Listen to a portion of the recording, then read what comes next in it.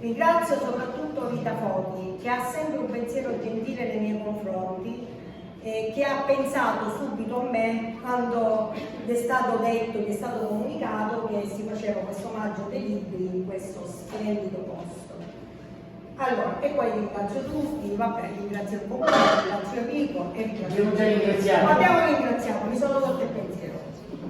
Allora, il titolo si può fare in realtà, l'ha messo il grande, l'immenso Marcello Perlacchio, che è prima di tutto un grandissimo uomo, umile, e poi un grandissimo attore.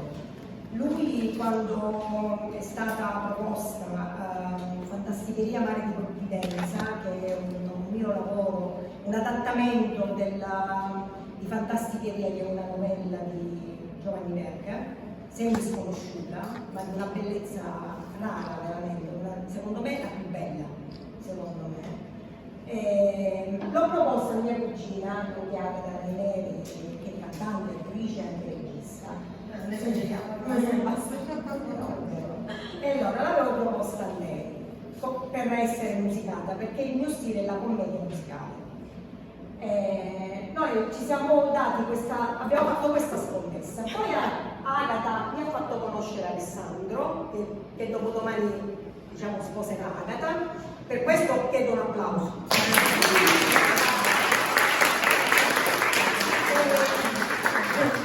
Il quale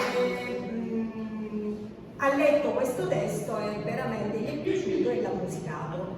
Alessandro Cavalieri è un bravissimo musicista, compositore, e ha fatto ha musicato i brani di Fantasticheria. Fantasticheria è stato proposto alla compagnia Godot di Ragusa e è stato proposto come personaggio principale Marcello Perlacchio.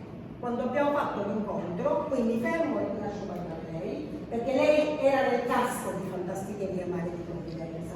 Sì, allora, parliamo di un decennio fa, quindi sono passati esattamente 10 anni. E quando appunto abbiamo avuto la possibilità di collaborare con dei professionisti della compagnia, appunto come diceva Antonella, della compagnia Godot di Ragusa nelle persone di Federica Bisegna e Vittorio Corso, i quali ancora oggi gestiscono un laboratorio teatrale con degli allievi che adesso sono adulti, perché quando hanno partecipato allo spettacolo erano poco più che bambini, ecco. Adesso sono adulti e molti di loro hanno preso anche delle strade molto importanti di carriera teatrale e anche cinematografica. L'esperienza nasce insieme a loro, quindi si è creato un bel gruppo di lavoro, persone che diciamo, non dimenticherò mai perché hanno arricchito il mio bagaglio. Diciamo che io non faccio questo di professione, infatti tengo a sottolineare questa cosa, lo faccio per una grande passione che ho per l'arte in genere, ma soprattutto per il teatro e il canto. Ciò non toglie che abbiamo abbracciato con grande piacere il desiderio, che mi ricordo perché c'era Rita quel giorno, quando c'era anche lei testimone, perché ha detto noi un giorno questo testo lo porteremo a teatro. così è stato, grazie alla collaborazione appunto e soprattutto di Marcello Ferracchio, che quando appunto ha abbracciato questo testo e ha incontrato l'autrice che oggi qui con noi ci racconterà molte cose di questo libro, è stato ben lieto e felice di dire si può fare. È stato lui a dare il titolo, esatto, perché lui ha detto autrice, si può fare. Quindi ci siamo messi subito all'opera e cosa abbiamo fatto? Abbiamo provato, abbiamo sicuramente sacrificato il nostro tempo, ma sacrificato tra virgolette, perché il sacrificio che io si è fatto con grande passione, ma anche con grande intento per donare se stessi al pubblico poi, no? Allora abbiamo appunto iniziato questa avventura e devo dire che questa avventura ci ha regalato non solo un sogno, ma anche tante soddisfazioni, perché l'abbiamo portato un po' in giro, l'abbiamo portato in vari teatri, l'abbiamo portato al Casino di Donna Fugata, l'abbiamo portato al Cortile Platamone, insomma è stato veramente un bel successo. Da lì poi sono nate tante altre cose molto belle e altrettanto meritevoli. Parte sono in questo libro.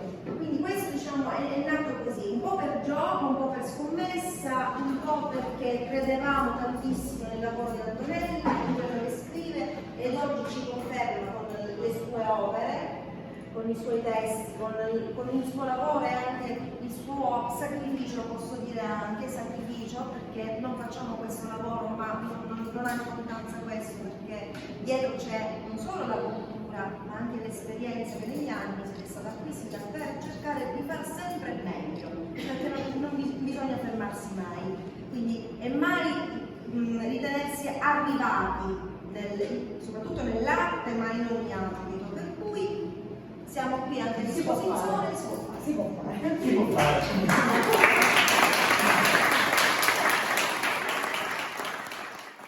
Una cosa che naturalmente potrò dire per primo: tutte le canzoni di Fantasticcheria sono state composte dal maestro Alessandro Gavrieli.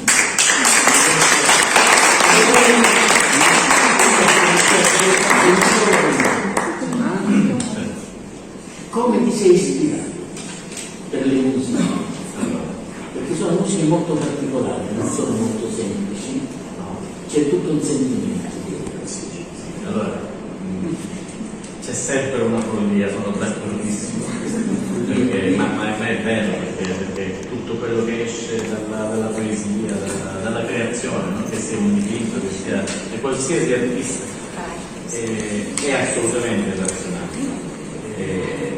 Quindi dico che intanto tutto quello che tutte le canzoni, tutte le musiche, che sono sia canzoni che musiche in questo spettacolo che abbiamo fatto appunto, sono uscite assolutamente tutte di getto, tanto che io giorni dopo le volevo risuonare e non me ne ricordavo più, le dovete ristudiare per poterle suonare, così come tutte le mie composizioni in verità, ma questo è sintomo di ispirazione dovuto come non vuoi a qualcosa che ti dà ispirazione, che in questo caso era un testo di Antonella, ovviamente. Quindi i testi di Antonella delle canzoni assolutamente mi ispiravano una melodia, una musica, una mia interpretazione che poi andava a braccetto, no? Con quello che era l'espressione di Antonella. Quindi diciamo che la fortuna, perché non è detto che una mia interpretazione possa andare a coltivare con quella che è invece la volontà di espressione in questo caso di una scrittrice, di un autore. Quindi un po' di fortuna da questo punto di vista, che tutto ciò che ho scritto era perfettamente in sintonia col testo di Antonella. Siamo due istintivi, anche troppo. E poi io diciamo che ero particolarmente ispirato, questo me lo concedete, perché io l'avevo conosciuto proprio da poco anche, quindi effettivamente questo mi ha anche aiutato. Anche perché quello che scrive Antonella c'è sempre, come diceva lei prima, c'è sempre qualcosa di molto profondo, di molto intimo, e io mi rispecchio molto anche in questo, quindi mi ha aiutato molto il suo testo e poi insomma è andata Molto bene, grazie. Allora, regista, ma soprattutto cantante. Adesso avremmo il piacere di sentirti cantare Terra Nostra, progettato da Fantasticheria. Terra Nostra è stato il secondo brano che ho approcciato con Alessandro e con Antonella e sono molto affezionata a questo brano perché è un brano che appunto parla della nostra terra, quindi sicuramente è qualcosa che ci appartiene nel profondo ed è uno dei tanti brani che sono a corredo delle commedie che Antonella ha portato in scena. Ma volevo aggiungere anche un'altra cosa che dobbiamo riconoscere a questa scrittrice.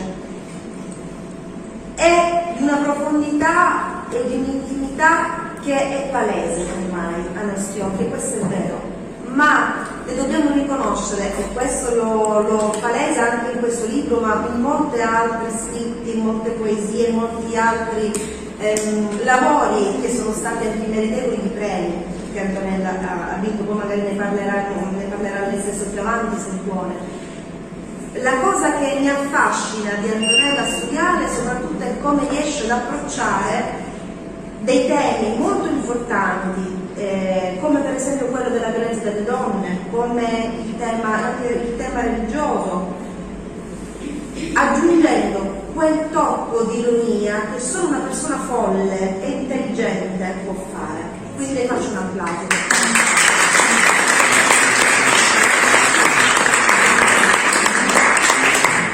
Perché l'ironia ci aiuta anche a ridere, no? Però ci fa fare dei pensieri altrettanto profondi e questo è meritevole per Antonella perché si vede in tutto quello che fa Antonella. Complimenti. E adesso invece vi faccio sentire Terra Nostra, che è appunto tratto da Fantasticheria Mare di Provvidenza ed è in lingua siciliana. Lingua, infatti l'ho detto apposta, lingua.